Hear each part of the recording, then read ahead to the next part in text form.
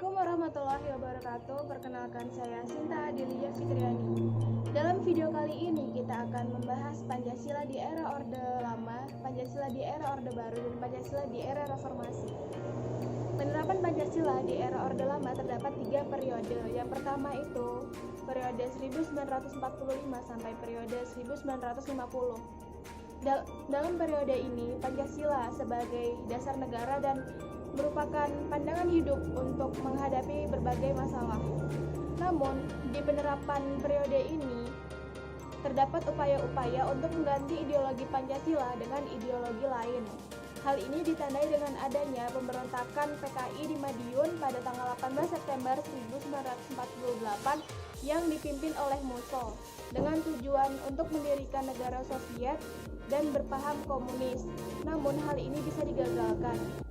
Yang kedua adalah pemberontakan Darul Islam atau Tentara Islam Indonesia yang dipimpin oleh Sekar Maji Marijan Kartosuwiryo. Pemberontakan ini ditandai dengan didirikannya Negara Islam Indonesia atau NII pada 17 Agustus 1949 dan dengan tujuan mengganti ideologi Pancasila dengan syariat Islam. Pemberontakan ini berlangsung lama sampai pada akhirnya Kartosuwiryo dan para pengikutnya ditangkap pada tanggal 4 Juni 1962.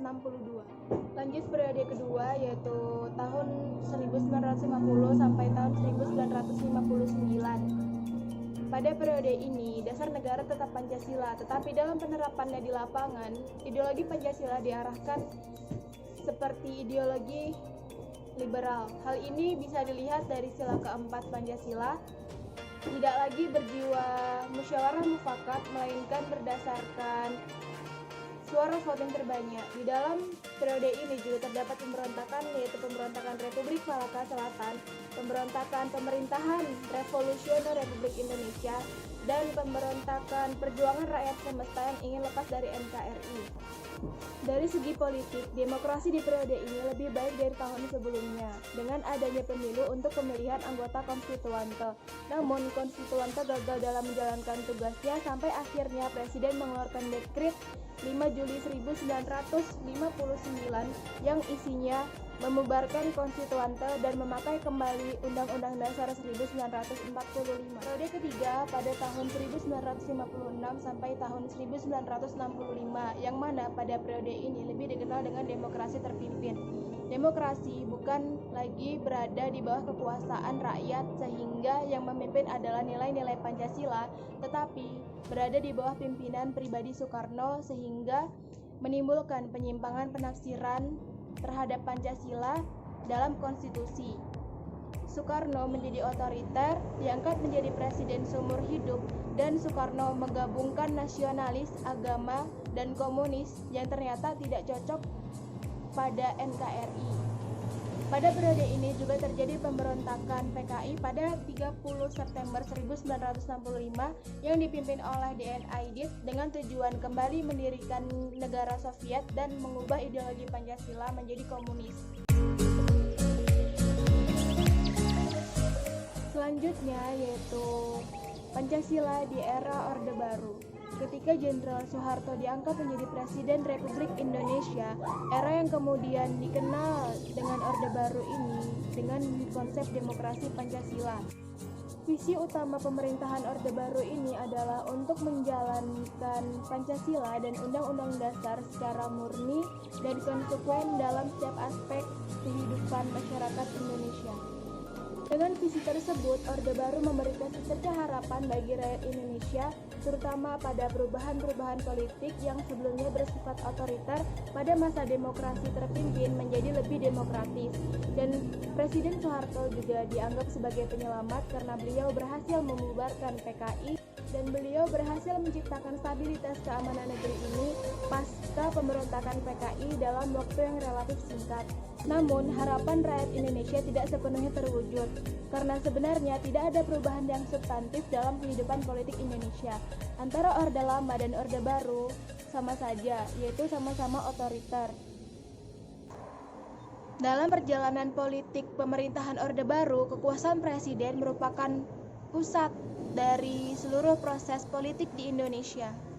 Lembaga kepresidenan merupakan pengontrol utama lembaga negara lainnya yang bersifat infrastruktur maupun yang infrastruktur. Selain itu, Presiden Soeharto juga mempunyai sejumlah legalitas yang tidak dimiliki oleh siapapun, seperti mengemban Supersemar, Mandataris MPR, Bapak Pembangunan, dan Panglima tertinggi ABRI.